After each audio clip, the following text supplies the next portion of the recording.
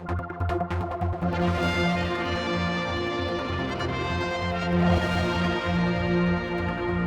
we're doing a ministerial briefing, slightly different this week. We're with Tim Crookall, and we're out at the Archery in Jersey, which, first of all, I suppose we should point out, why are you here?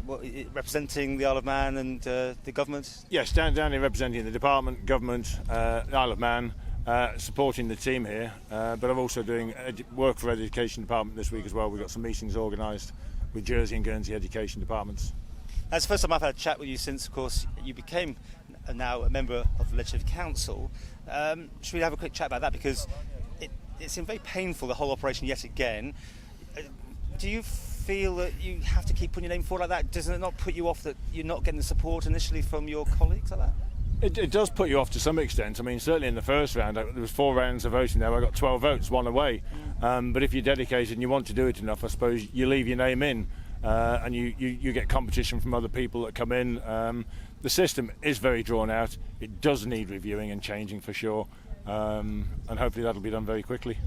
And what made you want to do this change? I mean, were you just scared to go in front of the electorate again? Because it was a close call, wasn't it, last time? Not at all. Yes, it was a close call, and not at all. I wasn't scared at all, and I was actually quite looking forward to the challenge because it will be Peel and Glenfaber next year.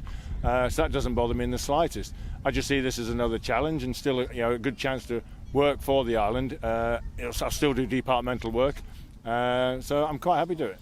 Did you have views on how the chamber should be elected before you became a part of this old boys network, as I'm calling it? I mean, that's how a lot of people see it, this sort of you're right. dusty old chamber that... They do, and it's not a dusty old chamber. The system in my mind works. It does need tweaking, I think, and the biggest one to me is probably the numbers more than anything, and that's in Keys and Ledgeco. I think we could certainly do with looking at the numbers there.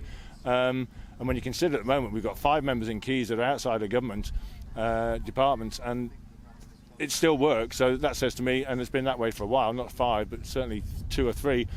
We can still continue without maybe 2 or 3, probably keep it even. So say 2 members less, and probably 2 members less in Ledgeco. Here we go. This is the usual. It's the turkeys and Christmas things all the time. No one up there at the end of the day wants it to be elected. I can quite honestly say, Paul, and I was the only one that when we were doing the boundary review, I actually put that idea forward, and Richard Ronan seconded me, and nobody else voted it. But that was to bring the numbers down from 24 to 22 in Keys, and I would do the same in Ledgeco at least, bring it down from 8 to 6. It can be done, and there's a big saving there over a 5-year term of £1 million at least. And you're going to tell me now you think Ledgeco should be, the upper chamber, the MLC should be voted in by the public. I mean, you're going to tell me that as well, aren't you? Because I'm not they change their minds. I am not going to tell you that. The system we've got at the moment doesn't work. It needs sorting out, that's for sure. Whether it be voting in by the public or by Keys, and I think Keys works at the moment because they make sure that you get a good balance of ex-members, but also people from outside. It goes down to the people that are standing for the job. And at the end of the day, if the Keys members think, and it has worked, the system has worked. Government the island is in a good place compared to a lot of places, irrespective of the horrible and hard decisions we've had to make over the last 5 years. The island compared to, and we're down here in Jersey, and you'll have heard the stories that are going around Jersey at the moment, how hard things are here. We've all got those hard times, and we're all making the same hard decisions. We've got to do that.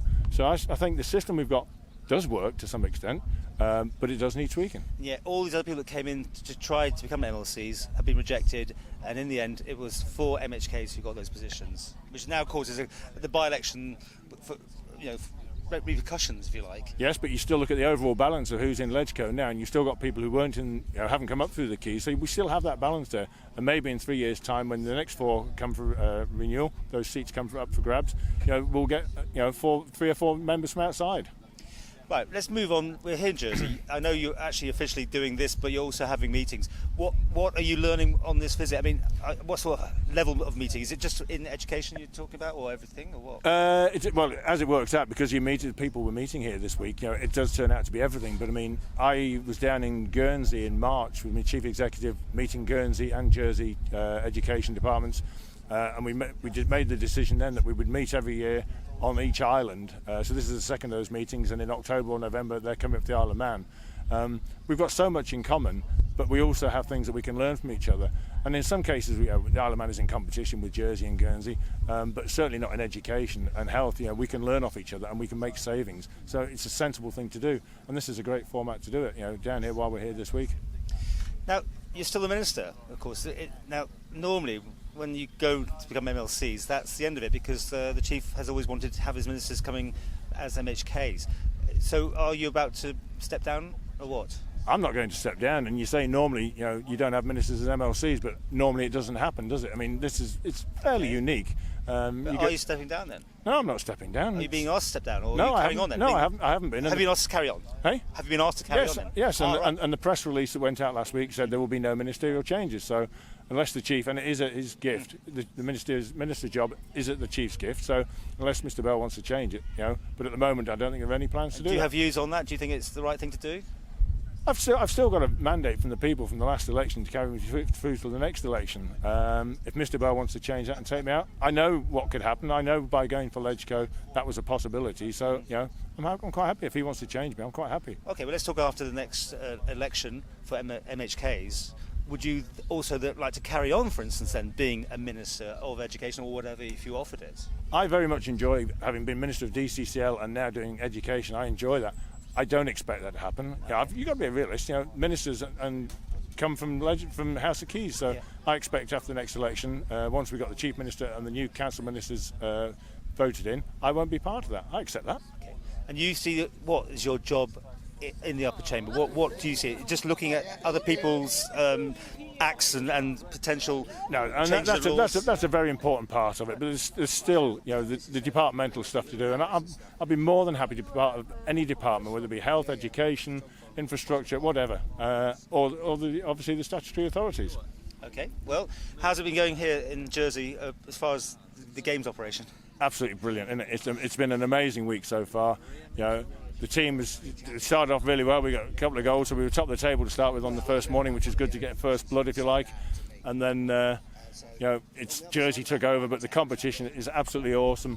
And as the week goes on now, we've closed the gap between us and Jersey and the rest of the teams. But I have to say, the comradeship between the teams is absolutely phenomenal down here. It's great. It has been interesting, isn't it? With probably one of the biggest teams as always here, but the way everyone gets behind everybody else and encourages them has been terrific. Yeah, I mean, we're here at the archery today. There's not many supporters here, but there's so many other sports going on. But we're trying to get around all the sports. But there are supporters down here, as there are all the sports. And last night at the football, and the athletics, there was quite a lot of supporters at those because there were big events going on. But I have to say the football last night was phenomenal. The girls' football team, their support for the lads, was great. They certainly quietened the Jersey supporters. That was just the girls' supporters on their own. They just shut the Jersey supporters up.